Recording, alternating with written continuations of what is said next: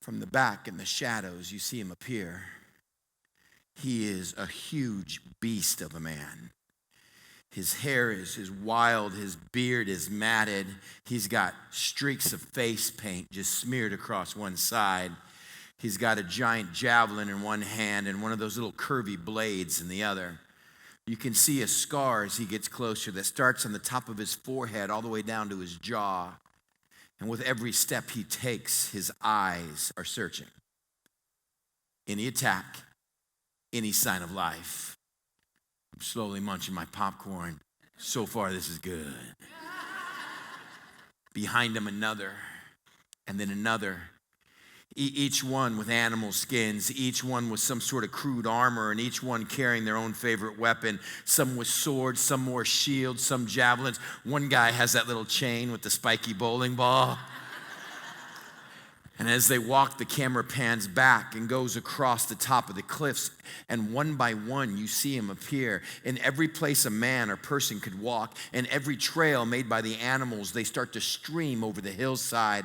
As the camera moves quicker and quicker, I realize there's not hundreds, there's got to be thousands showing up. Somewhere in the clearings, they find enough room where they kick the brush and rock out of the way. The crude bedding is laid down, fires are started, and then for the first time I see all along the ridge flames as far as the eye can see. Encampment is being made. With what little light is left, the camera takes us down across the valley where the little creek runs and the butterflies flutter and the rabbits frolic, and up the other side, and there a completely different scene. These guys come in rank and file. These guys come in with uniforms and white gloves. These guys treat each other cordially. Bill, good to see you. Send my regards to Martha back home. They sit down and also start fires. They cook their meat thoroughly. They cut it into small pieces. They chew it 32 times before swallowing. And back down across the ravine and across where the little creek and the butterflies and rabbits and up the other side. And they've got game that they've killed on the way. They barely warmed it over the fire and they're eating it raw. They're punching each other, making crude bodily noises. And I realize we are set for an epic battle of good versus evil. The popcorn's being munched down. The Diet Coke's being sucked down, but it's way too much ice. I always should say no ice, but I never forget to say no ice. They've given me like 2 ounces for a $20 soda. And once again, I'm victim, but I'm here, and I'm not about to leave. And in only the way cinematography can, darkness covers the entire screen. And then in a moment you see it, it's a thin line of gray. It starts to turn an orange and then a yellow as that giant ball of fire makes its arc across the sky. And there the camera is fixed on the little ripples on the stream in the middle of the field where the butterflies flutter and the rabbits frolic. It's tranquil. And then you hear it.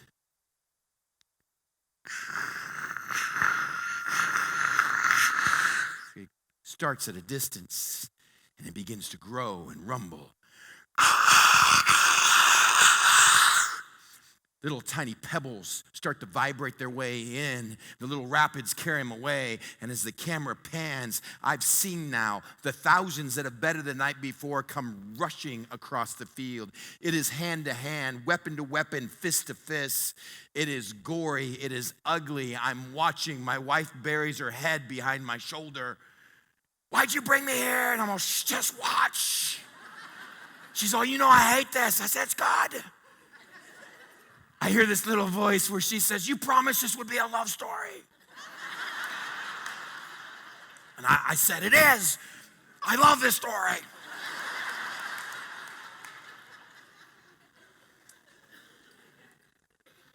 And after a day of fighting, and after seeing way too much even for me to somewhat enjoy, the darkness starts to set. Both sides retreat back to those places of fire and warmth. They'll regroup. They'll bandage up. They'll get ready for day 2. And as the camera takes one look across the valley, I realize way too many good guys are laying face down. And I'm a little bummed. A quick glance at my watch and I realize, there's plenty of time left in this show. You've seen this, haven't you? Good guys take a beating. Maybe they get something stolen. Maybe someone gets taken captive, but good guys are coming back. And as I'm munching on my popcorn, as darkness sets in, the camera takes us to the table. At first, all you see is the back of men as they spread the map, as weapons are being moved to the side, as the battleground is being laid out. The camera comes over the shoulder and shows the map with the stream in the middle. And inside the tent of leaders, at the table where decisions are being made, we're allowed to enter. You've got to watch the rest of this yourself.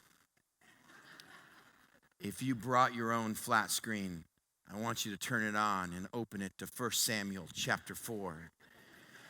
In 1 Samuel chapter 4, the lens of Scripture has already taken us into the first 5 verses. We need to catch up with the sights and sounds that the Bible has just given us. Real people in real places in real times